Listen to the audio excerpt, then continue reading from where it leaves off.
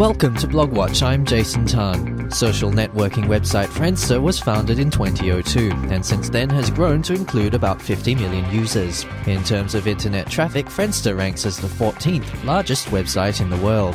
While its global popularity has seen a slight decline in recent years due to competition from other networking sites such as Facebook and MySpace, Friendster remains hugely popular in Asia. It is the #1 most visited site in the Philippines. Although only a third of the population has access to reliable internet services, this puts the number of internet users at 30 million people, a significant number on a global scale. Radio Singapore International recently had the opportunity to host a group of communication students and faculty members from various institutions in the Philippines. To find out about the Friendster phenomenon in the Philippines, I spoke to Lorraine Punzal, a senior mass communication student from St. Joseph's College in Quezon City.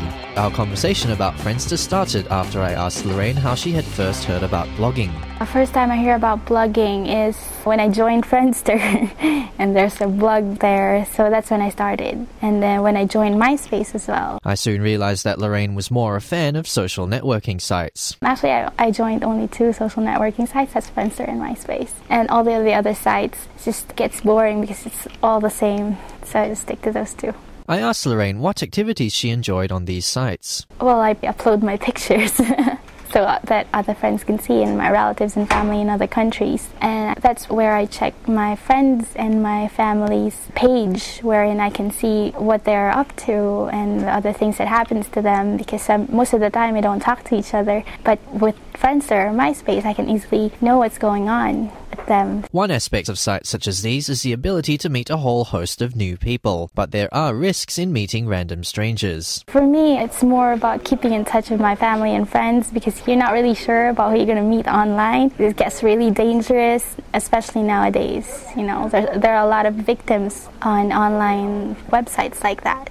I asked Lorraine how popular these sites are for students in her age group. Very popular. It's like really popular. Almost all of the people in the Philippines probably have Friendster, and I can say that like maybe 2%, 3% of the population in our school has no Friendster. Most of us have. Lorraine shares her thoughts on Friendster's popularity in the Philippines. I think Filipinos love interacting and communicating with a lot of different people, so I guess that's their way of showing how they are. Sites like Friendster are providing ever-increasing types of content for their users. Lorraine recalls what her friends enjoy posting on their profiles. They put blogs there as well, and besides photos, they have their shout-outs, which you can see, and there are captions available in their photos.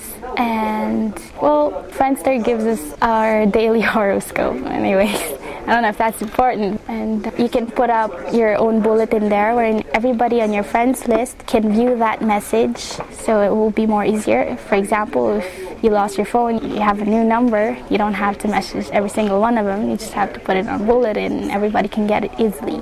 I asked Lorraine if her studies in media ethics and decency should be applied to sites such as Friendster. I think it depends upon the person. If you're really a responsible person, and I think you'll have no problem about writing but sometimes there are people who write about things and don't really consider what the consequences of what they're writing. So I guess that's really the problem, if you don't think about what the consequences of your actions are. So that's where the problems take place. Finally, Lorraine shares her thoughts about her visit to Singapore and what she may write about in her personal blog. Probably I write about my experiences here in Singapore and the things that I've seen, the people I've met, and how it affected me, I guess, in a way.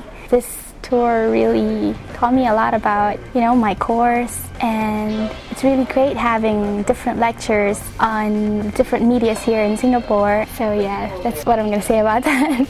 That was Lorraine Punzal, a senior mass communication student at St. Joseph's College in Quezon City, the Philippines. Friendster continues to add new content to attract users. Check out the latest updates at www.friendster.com. That ends Blogwatch this week. Download past episodes of this and other programs at www.rsi.sg/English. Don't forget to check out our producer's blog at daily.rsi.sg. For Radio Singapore International, I'm Jason Tan.